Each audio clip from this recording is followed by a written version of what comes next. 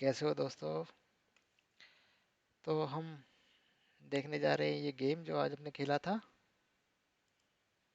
एक अपने मित्र हैं उनके साथ।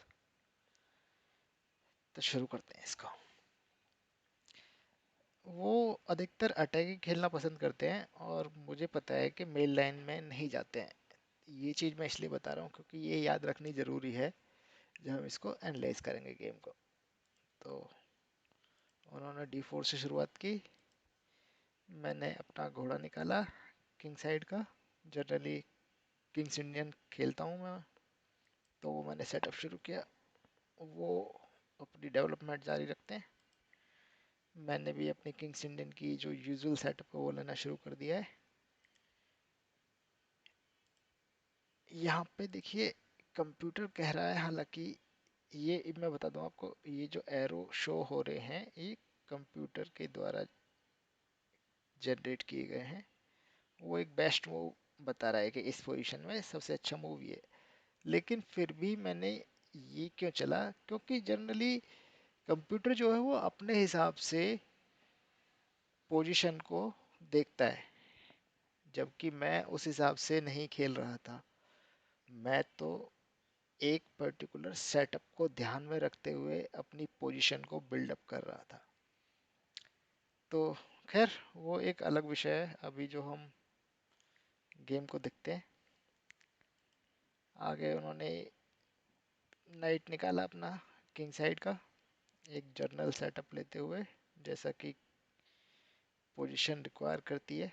अभी भी देखिए कंप्यूटर अभी भी कह रहा है कि उस वाले इस पॉन को आप चलिए यहाँ पे तुरंत सेंटर में अपनी जगह लीजिए, क्योंकि जनरली रूल होता है कि आप सेंटर में कम से कम एक पॉन तो अपना रखिए। लेकिन किंग्स इंडियन डिफेंस उस तरह से नहीं, उसकी थ्योरी कुछ अलग है। किंग्स इंडियन डिफेंस कहता है कि नहीं, हम पीसेस से सेंटर को कंट्रोल करेंगे। जैसे कि आप देख सकते हैं मेरा ये जो घोड़ा है ये इस स्क्वायर को कंट्रोल कर रहा है, जबकि कंप्यूटर चाहता है कि मैं अपना यहाँ पे पॉन रख के जो है इस स्क्वायर को कंट्रोल करूँ। खैर आगे चलते हैं। D6 किया मैंने क्योंकि कुछ ना कुछ इसके फायदे, एक तो ये है आगे पॉन पुश जो है उसको थोड़ा सा कंट्रोल करता है हमारी जगह। एक जो इस वाले स्क्वायर पे थोड़ा सा कंट्रोल करता है, थोड़ा सा इस स्क्वायर पे कंट्रोल करता है, और साथ में इस बिशप का रास्ता ओपन करता है। हालांकि ये बिशप किंग्स इंडियन डिफेंस में जनरली बहुत कम इस्तेमाल किया जाता है। ये अटैक करते हुए लास्ट में इसकी ज़रूरत पड़ती है, लेकिन ये बहुत ज़रूरी पीस होता है। खैर ये गेम उस तरह से नहीं चला क्योंकि मुझे पता, शुरू से पता था कि जो ये मित्र हैं मेरे, ये जो किंग्स इंडियन डिफेंस के खिलाफ जो यूजुअल और बेस्ट सेटअप होता है उसको नहीं खेलते हैं। ये मेरे को आउट ऑफ प्रिपरेशन एक तरीके से कह लीजिए करने के लिए कुछ ना कुछ अलग क्रिएट करते हैं पोजीशन पे। खैर मैं जो अपने मूव चल रहा हूँ वो किंग्स इंडियन डिफेंस के एक स्टैंडर्ड मूव कह लीजिए कि वो ये होते ही होते हैं। आप अपना सेटअप किसी भी तरीके से लीजिए। अभी मैं जो मित्र मेरे खेल रहे हैं सफ़ेद की तरफ से, उनके सेटअप में कुछ ऐसी कमियां हैं। अभी तक तो उन्होंने कुछ भी ऐसा अनयूजुअल नहीं किया है जैसे कि। तो मैं अपना जनरल सेटअप ले रहा हूँ, मैं देखना चाह रहा हूँ कि वो कहाँ से डेविएट करते हैं। तो मैं उन पीसीस को चल रहा हूँ, जो उन मूव्स को चल रहा हूँ जो moves generally Kings Indian defence में चले जाते हैं। वरना यहाँ पे कैसलिंग जो है की जा सकती थी। D6 की अभी ज़रूरत नहीं थी। D6 की ज़रूरत बेसिकली तब होती है जब E4 पुश हो जाए, क्योंकि आगे जाके वो हमारे नाइट को स्टेबलाइज कर सकता है, डी स्टेबलाइज।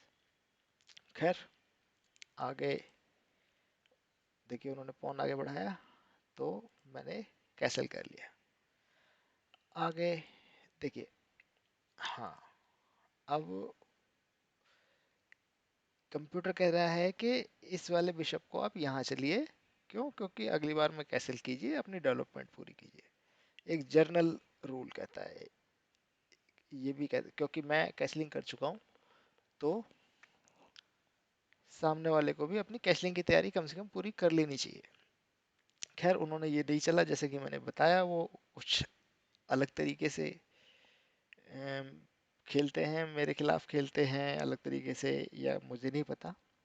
खैर उन्होंने चला बिशप यहाँ पे। अब ये कोई गलत मूव नहीं है, ऐसा नहीं है कि उन्होंने ये कोई मूव गलत चला है, लेकिन क्या है कि क्योंकि मैं किंग्स इंडियन डिफेंस खेलता हूँ, तो वो मेरे को थोड़ा सा पोजीशन को डिसबैलेंस करने की कोशिश करते हैं, अलग मूव चल के कुछ। खैर अब वो बिशप यहाँ पे लेके आए।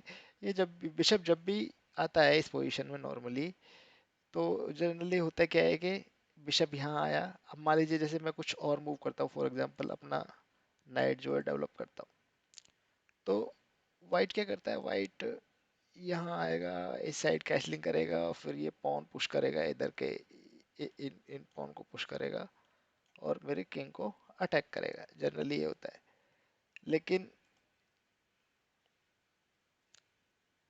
जो ये मित्र है मेरे, इन्होंने ऐसा कुछ नहीं किया। इन्होंने क्या किया, आइए देखते हैं। ये बिशप लेके आए। अब जब भी ये बिशप आता है यहाँ पे, तो मेरे को समझ आता है कि भाई इसको अटैक किया जाए, इस जगह पे नहीं रहने देना है। ये बिशप जो है बड़ा अटैकिंग पीस का के तौर पे भूमिका निभाता है, क्योंकि इस फिएंकेटो सिस्टम में अगर ये बिशप एक्सचेंज हो जाए मेरे बिशप से, तो देखिए इधर के सारे खाने, ये डार्क स्क्वायर मेरे वीक है। तो वाइट का प्रयास रहता है कि अपने इस black square dark square bishop को मेरे बिशप से एक्सचेंज कर दे, ताकि काले खाने कमजोर हो जाए मेरे खेमे के। खैर आगे मैं अपने घोड़े को लेकर आया। मैंने कहा भाई बिशप को यहाँ तो रुकने नहीं देंगे, ठीक है। और दूसरी बात ये थी कि क्योंकि हालांकि देखिए कायदा ये कहता है कि मेरे को अपना पीस डेवलप करना चाहिए था। एक चाल पीछे जाते हैं, देखिए ये कह रहा है कि सेंटर ब्रेक कीजिए यहाँ से, लेकिन क्योंकि मैं कैसलिंग कर चुका हूँ और वो अभी कैसलिंग से पीछे हैं, तो मुझे लगा कि मैं अटैक कर सकता हूँ उनके ऊपर, पीसेस को अभी प्रॉपर उनके जो जहाँ पे वो सेटअप करना चाहते हैं वहाँ पे नहीं होने देना चाहता मैं। खैर मैंने ये किया, मुझे लगा था कि वो अपना बिशप बचाएंगे, लेकिन उन्होंने नहीं बचाया। यही होता है देखिए, इनएक्यूरेसी कह रहा है वो, क्योंकि बिशप थोड़ा सा ज़्यादा अच्छा माना जाता है, और खासकर किंग्स इंडियन डिफेंस के खिलाफ ब्लैक का, वो ब्लैक बिशप जो है वाइट का ब्लैक बिशप। तो अब देखिए कंप्यूटर ने बोला कि भाई बिशप मिल रहा है ले लो, तो हमने ले लिया। क्यों इस ये क्यों ले लिया, क्योंकि ना केवल बिशप मिल रहा है, साथ में जब ये पॉन यहाँ आएगा, तो हालांकि ये पॉन सेंटर में आएगा और सेंटर काफ़ी अच्छा तगड़ा बन जाएगा, लेकिन साथ में ही ये कुछ वीकनेस भी क्रिएट करेगा, क्योंकि जब किंग कैसलिंग करने के बाद यहाँ आएगा, तो यहाँ पे किंग की प्रोटेक्शन के लिए केवल दो पॉन होंगे। और आगे जाके आप देखेंगे कि इस पर्टिकुलर इसी वजह से जो है काफ़ी सारी जो प्लानिंग है इस गेम में, जो मैंने चैलेंज सोची थी उनकी की गई, केवल इसी वजह से। तो हुआ क्या, हमने बिशप मारा। अब वो हमारा घोड़ा मारेंगे, सीधी सी बात है, क्योंकि रानी पे भी अटैक है, और दूसरी बात हमने उनका बिशप मारा है, तो पीस तो रिकवर करेंगे ही। उन्होंने मारा, और यहाँ पे मैंने तुरंत सोचा, मैंने कहा सेंटर में ब्रेक कर सकते हैं, साथ में उससे क्या होगा कि रानी का रास्ता भी खुलेगा। लेकिन रानी जो है अभी यहाँ पे आ नहीं सकती, क्योंकि घोड़ा बटा हुआ है। तो हमने एक साथ दो तीन चीज़ें प्लान की। हमने क्या किया, हमने पहले सेंटर ब्रेक किया। अब वो सेंटर ब्रेक करते तो जाहिर सी बात है अभी वो नहीं कर सकते, क्योंकि उनका राजा अभी बीच में फंसा हुआ है। अगर वो सेंटर ब्रेक करेंगे तो अटैक आना शुरू हो जाएगा। दूसरी बात, इस पॉन को देखिए कंप्यूटर कह तो रहा है कि ये मारिए मारिए मारिए, ये ऐसे करके एक्सचेंज कीजिए, लेकिन अब आप कैसलिंग नहीं कर सकते, क्योंकि कैसलिंग करेंगे, देखिए मेरी पोजीशन अच्छी बता रहा है ऑलरेडी। खैर हम अभी इधर नहीं जाएंगे, अभी हम देखेंगे कि गेम कैसे चला। तो हाँ, बिशप मारा, ये मारा, सेंटर ब्रेक किया, क्योंकि मेरी प्लानिंग ये थी सेंटर ब्रेक करने के पीछे कि ये यहाँ से अगर खाएगा भी ना, तो भी मैं पहले यहाँ आऊँगा, या ये मेरा बिशप खुलेगा उससे। तो उन्होंने नहीं मारा। मैं अब मेरी प्लानिंग जैसे कि मैं बता चुका हूँ, मेरे को ये घोड़ा हटाना है और उसके बाद मैं यहाँ पे आके चेक दे पाऊंगा। और बेसिकली ये करने के पीछे मेरा मकसद ये है कि वाइट का ना इधर का स्ट्रक्चर कुछ ऐसा बिगाड़ दूं जो उसे मजबूरन उधर कैसलिंग करनी पड़े और गेम प्ले उधर हो। लेकिन उन्होंने कैसलिंग की। अब कैसलिंग की तो मैंने अपना लास्ट फेस डेवलप किया। कोई नहीं, अब ये उन्होंने चला, इसका मेरे को समझ नहीं आया क्या लॉजिक था इस मूव के पीछे, मुझे उनका लॉजिक समझ नहीं आया। और क्योंकि होता क्या है कि आप पॉन तो पुश कर रहे हैं, लेकिन पीछे उसके कोई सपोर्ट नहीं है। अब ऐसे में होता क्या है कि जब आप उस पॉन को चैलेंज करेंगे, तो या तो आपको उसे सपोर्ट करना पड़ेगा, या आपको उसको आगे पुश करना पड़ेगा उस स्क्वायर से आगे, किसी सपोर्टेड स्क्वायर पे। तो लेकिन जैसे जैसे पॉन आगे पुश होता है, वैसे वैसे वो कमजोर होता जाता है। तीसरी बात, जब ये पॉन आगे बढ़ेगा, तो ये वाला जो स्क्वायर है, ये ऐसा स्क्वायर क्रिएट होगा जो आउटपोस्ट बन जाएगा। आउटपोस्ट का मतलब कि फिर यहाँ पे कोई भी पॉन नहीं आ पाएगा दोबारा, ये क्योंकि ये आगे बढ़ चुका है और इधर का भी पहले आगे बढ़ चुका है। ये स्क्वायर परमानेंटली वीक माना जाएगा, इसको किसी दूसरे पीस से डिफेंड कर पाएंगे, पॉन से नहीं।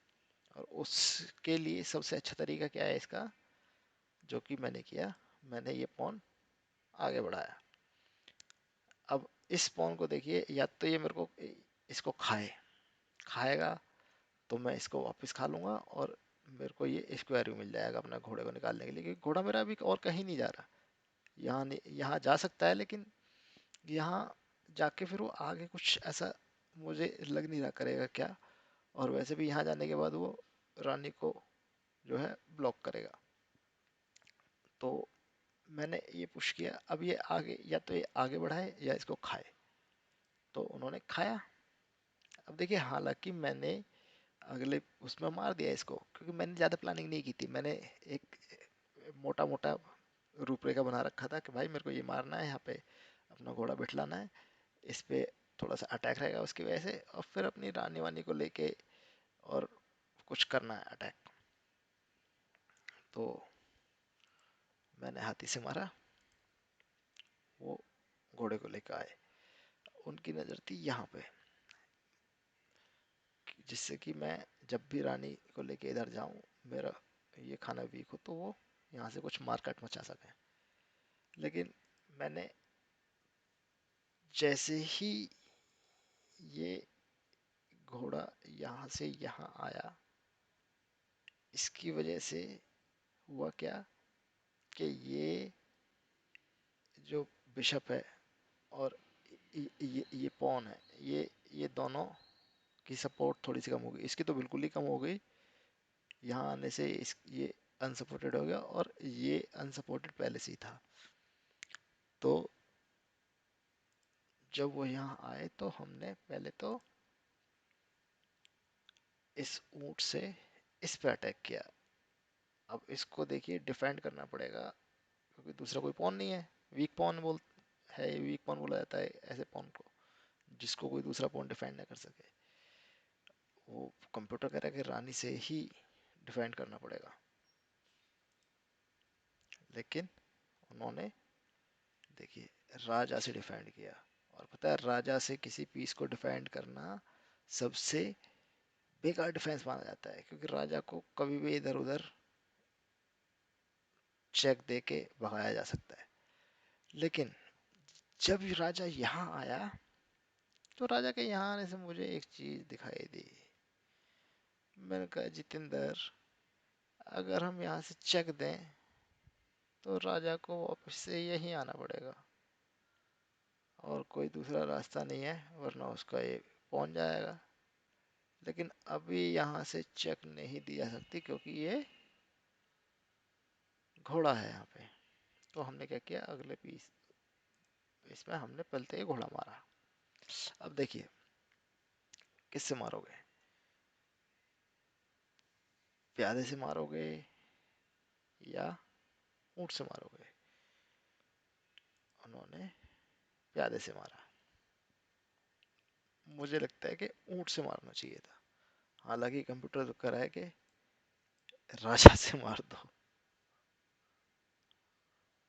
खैर कंप्यूटर ऐसे ही कहता है भाई, कंप्यूटर के हिसाब से नहीं खेला जाता। खैर मुझे लगा था कि शायद इससे बिशप से मारना चाहिए था, और ये डायगोनल थोड़ा सा रखना चाहिए था क्लियर इनको। उन्होंने पॉन से मारा। अब देखिए पॉन से मारने का नुकसान क्या है दरअसल, कि अब जब मैं चेक दूंगा तो अगर ये ऊंट यहाँ होता, मतलब फॉर एग्जांपल मैंने ये मारा, अगर वो ऊंट से मारते और अब मैं अगर चेक देता, तो एक तो राजा के पास जगह है कि वो यहाँ जा सकता है, दूसरा राजा के पास उस टाइम पे, हालांकि ये ऑप्शन सही नहीं है क्योंकि इसके चलने पे तो हम इसको मार सकते हैं, बट अभी भी जो है थोड़ी सी ये डिफेंस हो सकती थी पीसीस को लाके। लेकिन लेकिन जब उन्होंने, इसीलिए मैं कह रहा था कि ऊंट से मारना था, जब उन्होंने ऊंट के बजाय ये पौन से मारा, तो अब जब मैं चेक दूंगा तो राजा यहाँ नहीं जा सकता, राजा को वापस से यहीं रहना पड़ेगा। और यहीं रहना पड़ेगा मतलब कि ये पॉन अनडिफेंडेड हो जाएगा। इसीलिए मैंने कहा था ना कि राजा का डिफेंस जो है बिल्कुल भी अच्छा नहीं है, डिफेंड करने के मामले में राजा एक अच्छा पीस नहीं है। हालांकि वो सिचुएशन के हिसाब से वेरी हो जाती है, ये कोई रूल नहीं है ऐसा, लेकिन कम से कम इस स्थिति में तो नहीं था। खैर अब देखिए मैंने चेक दिया और राजा को हटना पड़ा और हमने वो पॉन मार लिया। अब थ्रेट चालू होंगे। किस तरह के थ्रेट, देखिए वो कह रहा है कि रानी को एक्सचेंज कीजिए, लेकिन इन्होंने रानी एक्सचेंज नहीं की। वो उन्हें लगा कि, मुझे नहीं पता उन्होंने इस तरह से ये प्लान किया था या क्या। उन्हें लगा कि शायद ये स्क्वायर खाली करके हाथी को निकालेंगे इधर और कुछ अटैक लाएंगे इधर, और वैसे भी वो घोड़े से इसको लेने की भी तैयारी में है, अगली चाल में चाहे तो ले सकते हैं। और उन्होंने लिया भी हालांकि बट पोजीशन इतनी ज़्यादा, मतलब एक तरह से ख़त्म हो चुकी है कि कुछ नहीं किया जा सकता मेरे हिसाब से इसमें होपफुली। आगे देखिए होता क्या है, क्योंकि वो, ये देखिए ब्लंडर दिखा रहा है इसको कंप्यूटर। दरअसल ऐसा करके उन्होंने अपने आप को एक ऐसी, अब देखिए वो ना तो यहाँ निकल सकते, ये वाला स्क्वायर जो है अभी वो वापस से जहाँ से गए हैं छोड़ के वापस से आएंगे तो चाल बेकार होगी, और तब तक मैं और अपनी पीस को अटैक में ला सकता हूँ। तो मैंने वही किया, मैंने इस पे तो एक अटैक था ही, और अब दूसरा अटैक किया। अब इसका कोई डिफेंस भी नहीं हो रहा है, किस तरह से करोगे आप बताओ। मेट की थ्रेट है अगली चाल में, ये मतलब चेकमेट हो जाएगा। केवल एक ही तरीका कि आप हाथी ला के जो है आगे इस वाले, इसकी थोड़ी सपोर्ट कीजिए, मतलब हाथी की कुर्बानी दीजिए, कहने का मतलब सीधा सीधा ये है, और जिससे कि आप बाद में रानी वगैरह ला के कुछ थोड़ी सी सपोर्ट कर सको। पोजीशन बिल्कुल ख़त्म हो चुकी है, और वही करना पड़ा आखिरकार, क्योंकि नेक्स्ट मूव में तो चेकमेट हो रहा है। अब मैंने पहले तो हाथी खाया, और देखिए फिर जब वो रानी को एक्सचेंज करने के लिए लाए तो देखिए ये बिशप हालांकि अनडिफेंडेड है और मैं इसको ले सकता हूँ, बट ये मैंने यहाँ पे, मैंने यहाँ पे ये यहाँ रखने पे मैंने सोच लिया था कि ये चेकमेट है, हाथी इनको आगे लाना पड़ेगा, मैं हाथी मारूंगा, अगली बार मैं इनको रानी लानी पड़ेगी, और फिर वो रानी को मैं एक्सचेंज कर लूंगा। तो मतलब कई बार होता क्या है कि चेस में ना आप प्लानिंग कर रहे थे, जहाँ हालांकि ये मेरी गलत आदत है, ऐसा नहीं होना चाहिए, बट होता क्या है कि आप कोई मूव प्लान कर लेते हो और फिर कायदा तो ये कहता है कि हर मूव पे बोर्ड की पोजीशन चेंज हो जाती है, तो आप अपनी प्लानिंग को री एवेलुएट करो। लेकिन क्योंकि एक कैजुअल गेम था तो मैंने ज़्यादा वो नहीं किया। जो एक फ्लो बना हुआ था कि मेरे को रानी एक्सचेंज करनी है, क्योंकि मैं बहुत काफ़ी सारे पीसेस मटेरियल अप हूँ। और इसका एक कारण और ये भी था कि जब मैं रानी एक्सचेंज करूँगा तो हाँ, यहाँ था कि अगर उसने अगर उसने हाथी से मारा तो ये पॉइंट अनडिफेंडेड हो जाएगा जो कि उन्होंने मारा। और उसके बाद क्योंकि सीधा इस पे अटैक होगा, तो या तो इसको बचाओ या इसको प्रोटेक्ट करो। तो अभी इमिडिएटली ये वाला पॉन मेरा नहीं जा रहा है, अगली चाल में मैं चाहूँ तो इसे बचा सकता हूँ। लेकिन उन्होंने पॉन मारा, अब पता नहीं क्यों उन्होंने अनदेखा किया या उन्हें ध्यान नहीं रहा, और मैंने बिशप मार दिया। मैंने कहा ठीक है भाई, आपने मेरा पॉन मारा, आपने बिशप मार दिया, नहीं दिया ध्यान आपने या क्या है जो भी। उसके बाद वो घोड़ा वापस ले गए, लेकिन उन्होंने ये नहीं देखा कि ये चेकमेट हो रहा है। तो ये था आज का गेम। कैसा लगा आपको बताइएगा। बाय।